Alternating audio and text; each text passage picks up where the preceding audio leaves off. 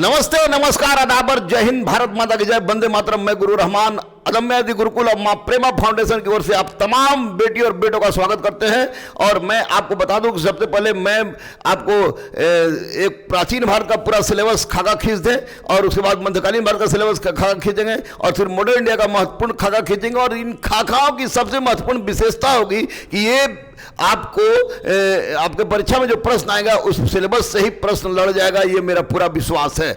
मैं फिर से आप लोगों को बोल दूं कि अगर आप गरीब, अनाथ, असहाय बच्चों के प्रति वास्तव में समर्पित है तो ज्योति जी के प्रेमा फाउंडेशन, मां प्रेमा फाउंडेशन के चैनल को, यूट्यूब चैनल को सब्सक्राइब करके ज्यादा से ज्यादा इसको शेयर कीजिए, क्योंकि यह उन गरीब, अनाथ, असहाय और दिव्यांग को समर्पित है जो इसमें किसी भी प्रकार का और सब्सक्राइब करने में पैसा नहीं लगता है। आप लोग जानते हैं, अगर किसी का डांस करवा दें तो 2-4 लाख तुरंत सब्सक्राइबर हो जाता है। और जहाँ गरीब, अनाथ, असहाय की बात होती है वहाँ पर उंगली उठाने में शर्म आता है आप लोग को। मां प्रेमा फाउंडेशन और अदम्य आदि गुरुकुल जो कर रहा है और गुरु रहमान और ज्योति कुमारी जी जो कर रही हैं, वो कर रही है क्या, वो पूरे सबका ठिका लिए हैं। लेकिन नहीं, हम लोग दोनों आदमी एक आदर्श पर चलते हैं कि मैं उस प्रभु का सेवक हूं जिसे अज्ञानी लोग मनुष्य समझते हैं। तो स्वामी विवेकानंद के आदर्श को हम लोग मानकर चल रहे हैं। तो उसको आप लोग ज्यादा से ज्यादा मां प्रेमा फाउंडेशन यूट्यूब चैनल को सब्सक्राइब कीजिए, शेयर कीजिए।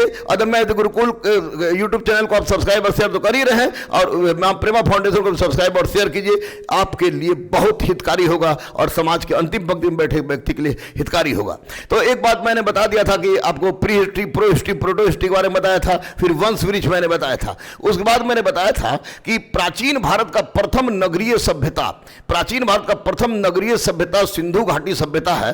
क्योंकि सिंधु घाटी सभ्यता के बारे में 1924 तक किसी को जानकारी नहीं थी कि सिंधु घाटी सभ्यता नाम की कोई सभ्यता भारत में विद्यमान है। लेकिन हुआ क्या कि 1826 में चार्ल्स मैसमन ने रेलवे लाइन खोदने क्रम में हड़प्पा में, पाकिस्तान इसमें स्थित हड़प्पा में देखा कि बहुत सारे ईंट चोर आ रहे हैं। तो उसने उस भवन की और ईंट के को देखते के पश्चात कहा कि यह जो आपको है ये आपको सिकंदरकालीन स्थल रहा होगा। फिर 1856 में हेनरी ब्रंटन और जॉन ब्रंटन ने उसकी खुदाई कराई और उन लोगों ने भी कोई सूचना नहीं दिया। लेकिन 1873 में पुरातत्व विभाग के पिता के नाम से विख्यात कनिंघम के द्वारा इसका विधिवत उत्खनन कराया गया और तब जाकर आपको 1921 में जॉन मार्शल के निर्देशन में सर दयाराम साहनी के द्वारा हड़प्पा और उससे हड़प्पा से 483 किलोमीटर दूर 1922 में जॉन मार्शल के निर्देशन में राखाल दास बनर्जी के द्वारा मोहनजोदड़ो, जिसको शाब्दिक अर्थ है माउंट ऑफ डेड, जिसका हिंदी में रूपांतरण है मृतकों का टीला, का उत्खनन कराया। और उत्खनन कराने के पश्चात 1924 के पश्चात 1926 में इलुस्ट्रेटेड वीकली नामक एक पत्रिका में प्रकाशित हुआ कि वैदिक सभ्यता के पहले भी एक सभ्यता भारत में विद्यमान थी और वह सभ्यता थी आपको सिंधु घाटी सभ्यता, जो कि इस सभ्यता के बहुत सारे स्थल सिंधु नदी घाटी के आसपास केंद्रित थे। इसी कारण बस इसको सिंधु घाटी सभ्यता का संबोधित किया गया। लेकिन बाद में देखा गया कि जैसे जैसे खुदाई होता गया, देखा गया केवल 26% स्थल सिंधु नदी घाटी के आसपास केंद्रित है, बाकी 76% स्थल ऐसे हैं जो आपको सिंधु नदी घाटी के बाहर के क्षेत्रों में है। तो और वो घग्गर क्षेत्र में मुख्य रूप से ज्यादा साइट इसका गुजरात में मिला है। इसलिए पुरातत्व में यह नियम है कि जिस स्थल की खुदाई सबसे पहले हो या सबसे पहले हो, और साथ ही साथ जिस स्थल की खुदाई सबसे पहले हो और जिस स्थल की खुदाई सबसे पहले करवाने वाले व्यक्ति के नाम पर उस सभ्यता का नामकरण कर दिया जाता है। तो सिंधु घाटी सभ्यता के विस्तार क्षेत्र को देखते हुए इसका नामकरण हड़प्पा सभ्यता कर दिया गया और हड़प्पा सभ्यता इसका एक महत्वपूर्ण ऑथेंटिक नाम है। ऐसे सिंधु घाटी सभ्यता और सिंधु घाटी सभ्यता, हड़प्पा सभ्यता तीनों एक ही सभ्यता है। ये प्रोटो हिस्टोरिक सभ्यता है क्योंकि इस सभ्यता की लिपि तो है लेकिन इसे अभी तक पढ़ा नहीं जा सका है। और यह कांस्य युगीन सभ्यता है क्योंकि पहली बार सिंधु घाटी सभ्यता में ही तांबा और टीन को मिलाकर कांसा बनाने की प्रक्रिया प्रारंभ हुई, इसीलिए इसे कांस्य युगीन सभ्यता भी कहा जाता है। इसमें ताम्र पाषाण उपकरण, तांबे और पत्थर के उपकरण का प्रयोग होता था, इसलिए इसे ताम्र पाषाण उपकरण के नाम से भी जाना जाता है। विदेशी इतिहासकारों का ऐसा मानना है कि यह सभ्यता मेसोपोटामिया की औपनिवेशिक उपशाखा थी, लेकिन गहन विश्लेषण के पश्चात यह प्रमाणित हो गया है कि यह सभ्यता मेसोपोटामिया की औपनिवेशिक उपशाखा न होकर यह सभ्यता भारत में विकसित हुई, जो आपको 5000 ईसा पूर्व से विकसित होनी शुरू हुई मेहरगढ़ से। मेहरगढ़ बलूचिस्तान में स्थित है और मेहरगढ़ किलीगुल मोहम्मद, पेरियानो घुंडई, राणा घुंडई, इदम सदात सदात फल सदात सेकंड अंजीरा फल अंजीरा सेकंड बूथी थोरो हिल प्रभासपट्टनम प्रभासपट्टनम, उसके बाद फिर कालीबंगा बनवाली चारोदाड़ो हड़प्पा मोहनजोदड़ो के रूप में विकसित होते हुए ये प्राचीन भारत की प्रथम नगरीय सभ्यता के रूप में विकसित हुई। यह प्राचीन भारत की प्रथम नगरीय सभ्यता है, नगरीय सभ्यता है। यह प्राचीन भारत की प्रथम स्वदेशीय सभ्यता है, जिसका उत्तर में मांडा है जो जम्मू के अखनूर जिला में है, चिनाब नदी के तट पर। दक्षिण में दैवाबाद है जो महाराष्ट्र के अहमदनगर जिला में आपको प्रवर नदी के तट पर है। पूर्व में आलमगीरपुर है जो मेरठ में है, मेरठ में आपको हिंडन नदी के तट पर है। अब पश्चिम में सुतका गंडोर जो है जो बलूचिस्तान के दास नदी तट पर है।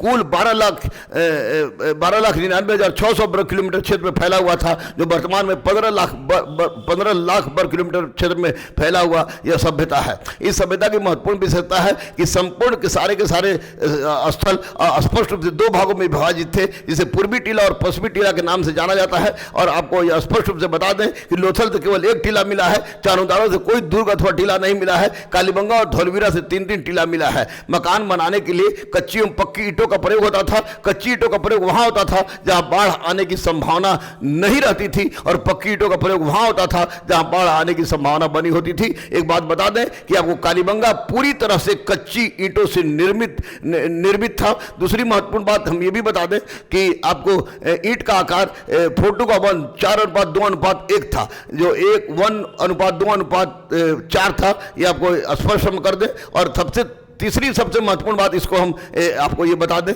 कि इस सभ्यता की एक विशेषता है कि इस सभ्यता की विशेषता है कि इस सभ्यता के कहीं भी मुख्य द्वार आगे की ओर ना हो, खुल के पीछे की ओर खुलते थे। लोथल अपवाद है जहां मुख्य द्वार आगे की ओर खुला हुआ था। किसी भी स्थल से खिड़की का साक्ष्य नहीं मिलता है, लेकिन मोहनजोदड़ो एक अपवाद है जहां खिड़की का साक्ष्य मिलता है। सबसे बड़ी इमारत मोहनजोदड़ो से मिली है अन्नागार थी, और जब से सबसे महत्वपूर्ण इमारत जो है वो मोहनजोदड़ो से मिली हुई अस्तानागार थी। हर प्रत्येक घर से कुआं मिला है, प्रत्येक घर से शौचालय मिला है, प्रत्येक स्थल से नाली मिला है।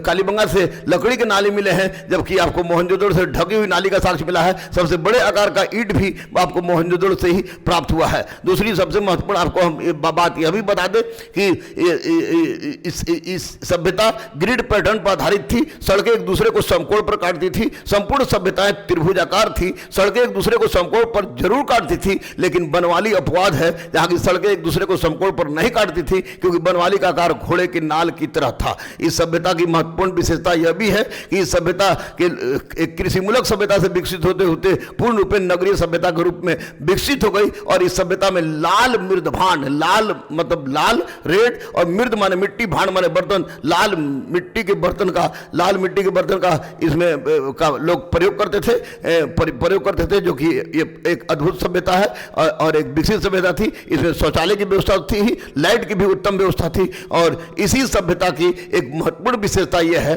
कि चूंकि यह प्रोटो हिस्टोरिक कालीन सभ्यता है, इसलिए प्रोटो हिस्टोरिक कालीन सभ्यता होने के कारण बस इस सभ्यता के लिपि को अभी तक पढ़ा नहीं जा सका है। और यही कारण है कि इस सभ्यता की जानकारी, सामाजिक, आर्थिक, राजनीतिक, धार्मिक पहलू की जानकारी का एकमात्र स्रोत उत्खनन से प्राप्त सामग्री और सामग्री का वर्तमान से किया गया तुलनात्मक अध्ययन है।